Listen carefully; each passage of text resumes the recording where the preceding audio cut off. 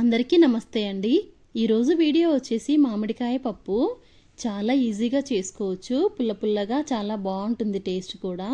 So ఈ curry వండడం కోసం అయితే ముందుగా కందిపప్పు ఉడికించుకోవాలి. ఒక అరకప్పు కందిపప్పు తీసుకొని మంచిగా కడిగి తగినన్ని నీళ్లు వేసి పావు టీ స్పూన్ పసుపు, 1 టీ స్పూన్ వంట నూనె వేసి కుక్కర్లో కానీ గిన్నెలో కానీ మెత్తగా ఉడికించుకోవాలి. ఇప్పుడు మరో గిన్నెలో ఒక 3 టేబుల్ స్పూన్ల నూనె వేడి చేసి నూనె వేడెక్కిన తర్వాత పావు టీ స్పూన్ ఆవాలు, 1/2 టీ స్పూన్ జీలకర్ర వేసి అవి చిటపటమన్నాక ఒక పెద్ద సైజు ఉల్లిపాయ కట్ చేసి ఆ ముక్కలు, అలాగే పచ్చిమిర్చి ముక్కలు కూడా వేయాలి. నేనైతే కారపొడి వాడట్లేదు, మొత్తం మిర్చియే వేస్తున్నాను. ఇప్పుడు ఉల్లిపాయ కొంచెం వేగిన తర్వాత కచ్చా పచ్చాగా దంచిన చిన్నుల్లిపాయ ముక్కలు వేయాలి. ఇంక ఇవన్నీ మంచిగా వేగిన తర్వాత ఒక 1/2 టీ స్పూన్ పసుపు వేసి బాగా కలపాలి. ఇప్పుడు దీంట్లో మామిడికాయ ముక్కలు వేయాలి. ఇవి ఒక అరకప్పు దాకా ఉంటాయి. తొక్క తీసేసి చిన్న ముక్కలుగా కట్ చేసి వేశాను.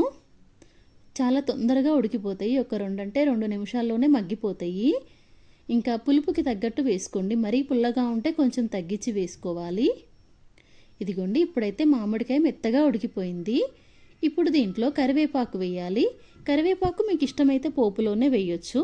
ఈ స్టేజ్లో వేసినా కూడా మంచి స్మెల్ ఉంటుంది కరివేపాకు. ఇప్పుడు దీంట్లో మెత్తగా ఉడికించి మెదుపుకున్న పప్పు వేయాలి.